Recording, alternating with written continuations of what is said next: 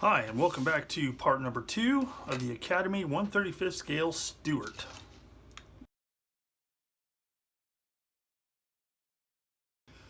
Hi, and welcome back.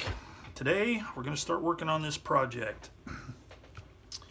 If you missed the introduction video to this, I'll put a link at the end of the video so you can check it out if you want to. But just a quick summation here. The goal of this video series is just to kind of do a summary type thing as I can start steps, complete steps, whatever. I'll summarize what I've worked on, if I ran into any challenges, what I did to overcome them, talk about paint, talk about assembly, stuff like that, but it's not going to be a step-by-step. So let's get cracking here with step number 1. Alright, step number 1 is the assembly of the bogeys and the rear idler. And then we move into the hull back plate, the hull itself, and the return rollers, some other small fittings. So I'm going to start cutting these parts off, and I will get one of these bogey assemblies assembled, then I'll talk a little bit about it, then I'll move on. Real quick, like, for those of you that follow my channel, you know this is my method, but I've seen a few new names popping up in the comments and stuff, so I figured I'd show the way that I take care of the seams on road wheels. I just put a piece of cardboard, sandpaper down, and just rotate it and drag it along the abrasive material thusly, and usually it just takes a single swipe per segment, and it's good to go. Not so much of a big deal on some of the newest kits, but it can still be an issue, and it's something that needs to be addressed, but it's not really that rough. Just a little tedious. Thankfully there's only 8 road wheels and a spare to have to deal with here, so it's not too bad. If I remember correctly, in an interview or some such, when asked why he wasn't building armor kits anymore, the late great Shepard Payne said that he, and I'm paraphrasing, I don't remember his exact quote, but he just basically said, I don't want to ever have to clean a road wheel again. Keeping in mind that the kits that he was building during his heyday were not the same quality as these wonderful kits we get nowadays. Now technically, especially if it's like a Sherman, because I've seen it in photos for sure, but if the mold seam line were not too prominent, theoretically it could just be left there, because there's plenty of photographic evidence of a seam running right around the circumference of the rubber portion of the wheel, most likely due to the manufacturing process. But you know, so if you wanted to skip a tedious exercise, you would at least have some valid arguments there. Now, of course, excuse me, if you were entered in a contest, for those not in the know that are just judging, you'd probably get tossed right out on your ear just for not cleaning up the seam lines, even though it's something that was really there. But I don't do contests, never will, so therefore I don't care. But as for me and my household, I generally clean them up. Then in order to kind of smooth them out, I just use a sponge abrasive. This is 800 grit, so I'm just basically just kind of not quite polishing it, but you know, just kind of taking a little bit of the roughness off. Not that you really see it, but that's all there is to it. Okay, check in. Let's zoom in here. I keep forgetting to do that. But so I've got the 1/2, or I've got the lower portion of the bogey done. I've got the springs glued to these, whatever they are. And while those are drying, I'm going to go ahead and start cleaning these up. Now, there's a bit of a seam right here, so I'm using my trusty Tamiya file. I've seen these things before, and I never committed to actually trying one till my friend across the water, Lloyd Morant, suggested that I try one, and I found it to be an indispensable tool on my bench. And here's the reason why. Now, I've got a lot of files. I've got these, I guess they're called diamond files. Supposedly it's diamond chips or whatever. They work good for certain things. I've also got some that are just regular old, look like regular, you know, woodworking or metal files that you'd buy at a hardware store. And those work, and they have their place. However, these right here, it takes off a good amount of material without taking too much, and it's ultra smooth. I mean, this right here, I could paint this and I'd be ready to go. I wouldn't even have to hit it with any fine sandpaper or anything. It just really works well. It removes, it's just weird in that it removes as much material at a time as it does, but yet maintains the smoothness of the plastic. See right there? That is just like glass. So, you know, I'd like to tell you that if you've never tried these things, tried one of these, do it for Johnny, because these things work great. So anyway, enough of that. So as you can see, I have the idlers together. I'm working on cleaning those up. I've got the drive sprockets together. So I'm going to continue working on this, and then I will come back and we'll put one of these bogeys the rest of the way together, and then I can move on. Alright, so you've got this part here, this top plate, and this double wishbone thing, and you have to get this tab into that right there, and then that pin right there has to go through there, that little slot, and then these things need to sit inside of this here. Now, I used to know what these parts were called on HVSS, no, VVSS suspension, but I don't remember. But anyway, those have to go in between like that. So I found that the easiest way to do it is to get it set inside of there, those two little wishbones, and then with a certain amount of flexing of this part here, you can get the pin, see if I can do it, to pop in the slot.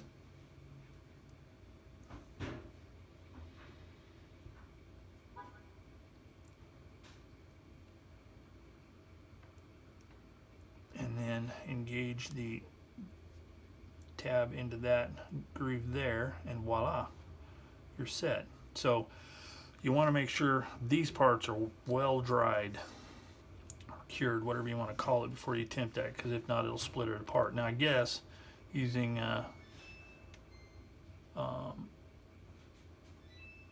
dexterous gymnastics, you could just assemble the whole thing at once, you know, including these two halves here.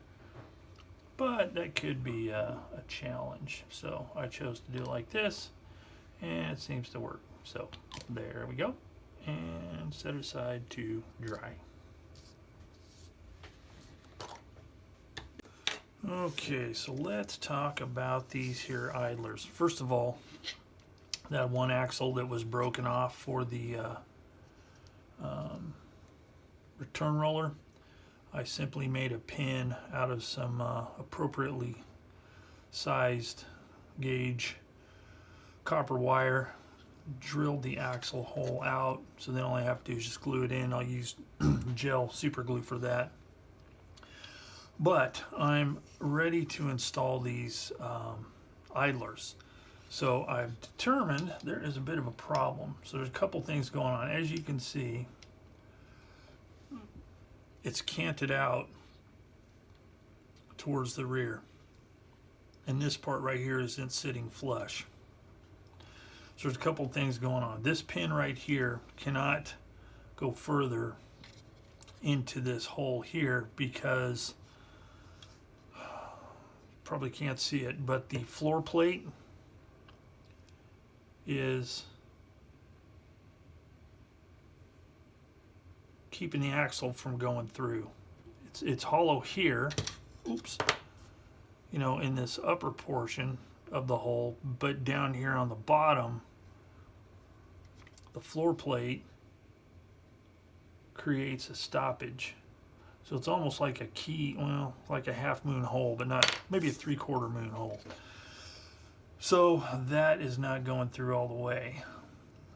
Okay, not only that, but you can also see that this bolt head here, even if that were to be able, even if that pin were to be able to go through that hole, that bolt head is also causing an obstruction. So here's what I did on the other side. First, I cut this off just a little bit so there's some axle in the hole for cementing later. Okay, so I cut that off.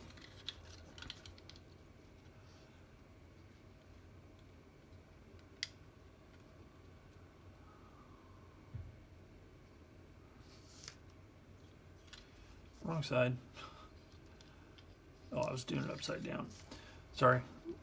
So it fits in the hole and fits there. However, it's still slightly canted. Might not be able to see it. And it was much worse on the other side for some reason. But what I had to do is I ended up just cutting that bolt head off. So when you look at this in the future in the final reveal photos, don't be looking at that. Just pretend it's there. Because see, even cutting it off, it still almost touches. So once I have the back plate on and all that, you're not even going to notice it anyway. So I'm okay with doing that. You might choose a different option. And if you do, or if you have, I'd like to hear about it. But my option is to cut the head off of the bolt. And these poor little 1/35 scale guys will never be able to service the rear end of their vehicle again. But anyway, just that quick update. All right, further to my last segment there. So when these things are lined up, the idler floats. As in, it is not at the same level as the bogeys. So what I'm doing for that,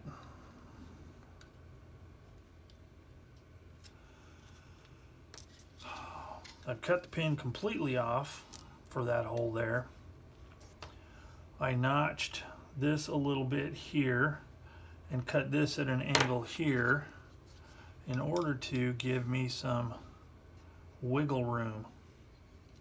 All right, so then I can glue it, set it on a flat surface, and just push it down, make sure it's on the same plane as the bogey wheels. Quick check-in. So I've got the lower hull is complete. The only thing I did not do is I did not hang these toe shackles on the mounts here and here because I want to do those later. I'm not sure if the cable is locked in on that, because sometimes the cable,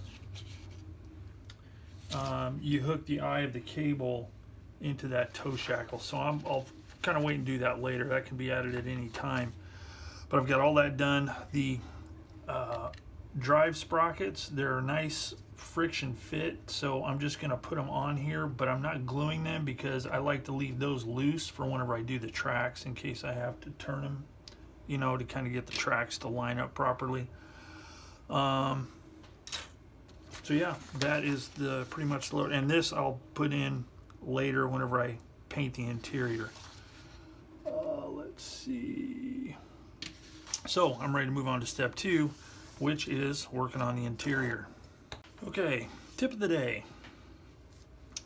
So these shells need to be painted gold, brass, whatever you want to call it. So in order to ease the painting process, I like to spray them. I don't like to try and hand brush them. What I do is I cut bits of the sprue off to use as a holder. So in this case, I've cut it here, here, here, and here. Then all I have to do is cut here and here. And theoretically, boom. Then I can put it on one of these little dealies here, prime it, paint it, no sweat. All right, now I have steps 2 and 3 done as well, ready to move on to step number 4. All right, so here it is. I have finished up to step number 4. Now, I did not do the ammo cans, and I still haven't glued in the radio, but I'm not going to glue the ammo cans in. And the paint job I'm going to do in here, it's basically just going to be very rudimentary because it is going to be closed up. So it's what I like to call expenditure of effort. I don't want to spend a whole lot of time, and I don't want to call it a waste of time, but I don't want to spend a lot of time working on the inside when it's going to be completely closed up and invisible. I mean, I probably really wouldn't paint it other than the fact that I want to try the paints I'm going to start using from here on out, hopefully. But I'll talk about that later. So anyway, that is step 4 complete. So I think what I will do is I will get some paint ready to go here, and I'll talk a little bit about what paint I'm using and get some paint on here. Okay, I've got the interior painted pretty much as I'm going to paint it. And for the primer, I used Scale Colors Acrylic Sandable Primer Gray. It's a water-based product. And then I used Vallejo Model Air White Gray to paint the interior. And yes, it's a water-based acrylic. If you watch my channel, you're probably mouth agape right now, but hey, we'll get into that some other time. So there's that, and that's pretty much all I'm going to do. I brush painted the seat cushions because this is going to be completely covered up, so there's no sense in doing a whole lot of you know, extra work. So I think, looking at the instrucciones, yeah, number 5 is next. Now, where I deviate on most of these kinds of projects, I generally attach the upper hull before I attach all these small parts, because on this they would have you the instructions indicate that you should do everything and then attach it to the lower hull. However, that is not my plan. I'm going to glue this on there, then do the rest. However, first I think I may paint this lower hull, prime it first, then paint it, and to facilitate weathering underneath. Now, that might not be such a... No, this is open enough. I think I'll go ahead and just put it all together first. I'm going to leave these off for now so I can get this glued in place. So I'm going to glue that in place, then I can move on with starting with step 5 with attaching all of the upper hull bits and pieces. All right, so Well, let me glue this up. All right, so it's all glued together and ready for all the small bits to go on, starting with step number 5. So I think to keep this short, I'm going to quit right here. And so ends part number 2 of the Academy 1/35 scale M3A1 Stuart light tank.